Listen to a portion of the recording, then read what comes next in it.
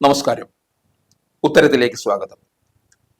കേരളത്തിന്റെ ക്രമസമാധാന ചുമതല വഹിക്കുന്ന ADGP MR അജിത് കുമാർ RSSന്റെ ദേശീയ ജനറൽ സെക്രട്ടറിയുമായി കൂടിക്കാഴ്ച നടത്തി എന്നുള്ളത് ഇപ്പോൾ വലിയൊരു വാർത്താ പ്രാധാന്യത്തോടുകൂടി നിൽക്കുകയാണ്.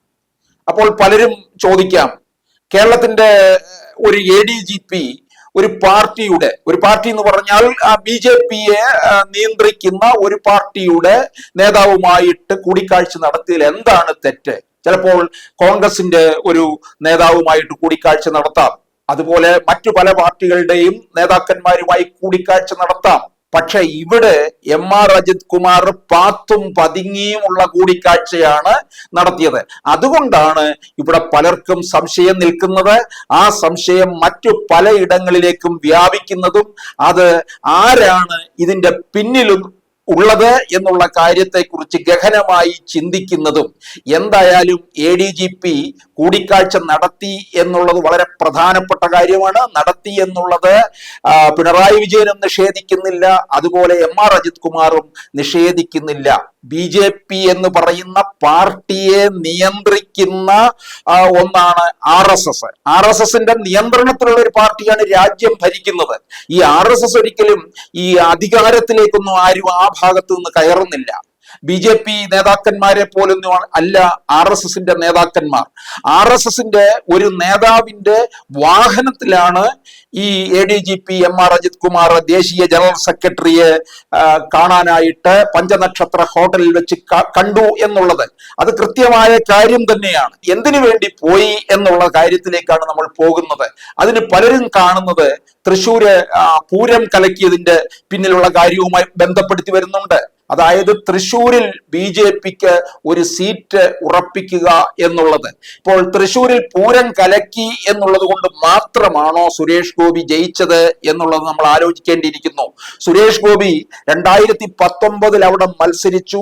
ആ മത്സരത്തിൽ പരാജയം ഉണ്ടായിക്കഴിഞ്ഞ് അവിടെ നിന്ന് സ്ഥലം വിടുകയല്ല ചെയ്തത്. പിന്നീട് 5 വർഷക്കാലം ആ മണ്ഡലത്തെ തന്നെ കേന്ദ്രീകരിച്ച് അവിടെ നിന്നു. അവിടുത്തെ പ്രശ്നങ്ങളിൽ ഇടപെട്ടു. തൃശ്ശൂരിന്റെ പ്രശ്നങ്ങൾ മനസ്സിലാക്കി പോവുകയാണ് ചെയ്തത്.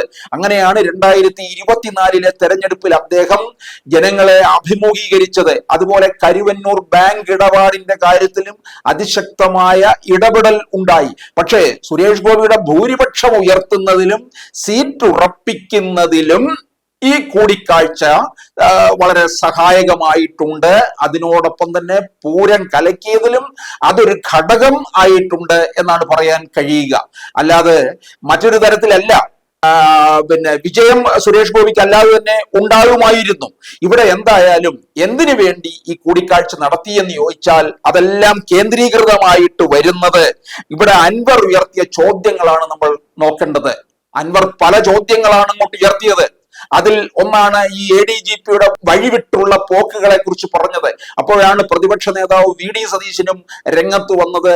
ADGP ഇത്തരത്തിലൊരു കൂടിക്കാഴ്ച നടത്തി എന്നുള്ളത് അതിന് മറുപടി പറഞ്ഞു കഴിഞ്ഞാൽ ഞാൻ ഇതിന് തിരിച്ച് ബാക്കി കാര്യങ്ങൾ തെളിവുകൾ സഹിതം തരാം എന്ന് VD സതീശൻ പറഞ്ഞത്. അതുകൊണ്ട് എന്താണ്, ADGPക്കോ മുഖ്യമന്ത്രിക്കോ മിണ്ടാട്ടമില്ലാതായി പോയി എന്നുള്ളതാണ്. അപ്പൊ എന്തായാലും ഈ കൂടിക്കാഴ്ച ഉറപ്പായിട്ടുള്ളതാണ്. അപ്പോൾ തീർച്ചയായിട്ടും ഇതിനകത്തുള്ള കാര്യങ്ങളിലേക്ക് പോയി കഴിഞ്ഞാൽ എന്തിനു വേണ്ടി എന്ന് ചോദിച്ചു കഴിഞ്ഞാൽ പിണറായിക്കും പിണറായിയുടെ കുടുംബത്തെയും സംരക്ഷിക്കുന്നതിന് വേണ്ടിയാണ്. പിണറായി വിജയനും അല്ലെങ്കിൽ മകളും ഊരാക്കുടുക്കിൽപ്പെട്ടിരിക്കുകയാണ്. അതിൽ നിന്ന് രക്ഷ നേടണം. 38 തവണയാണ് ലാവ്ലിൻ കേസ് മാറ്റിവെച്ചത്. അതുപോലുള്ള ഓരോരോ ഇടപാടുകളിലും 2026 നിയമസഭാ തെരഞ്ഞെടുപ്പില് LDFനെ അധികാരത്തിലേക്ക് കൊണ്ടുവരാം എന്നുള്ള ചില നീക്കുപോക്കുകളും ഒക്കെ നടന്നിട്ടുണ്ട്. ഇതിലൂടെ സംഭവിക്കാൻ പോകുന്ന എന്താണ്, CPM എന്ന് പറയുന്ന ഒരു പാർട്ടി പിണറായി വിജയൻ രക്ഷപ്പെടും, പക്ഷെ പാർട്ടി രക്ഷപ്പെടത്തില്ല.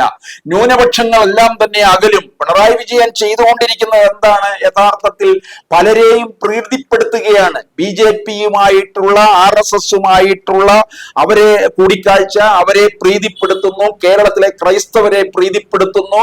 മുസ്ലിം സമുദായത്തിനോടുള്ള അമിത പ്രീണനം ഒക്കെ ഉണ്ടാകുന്നു.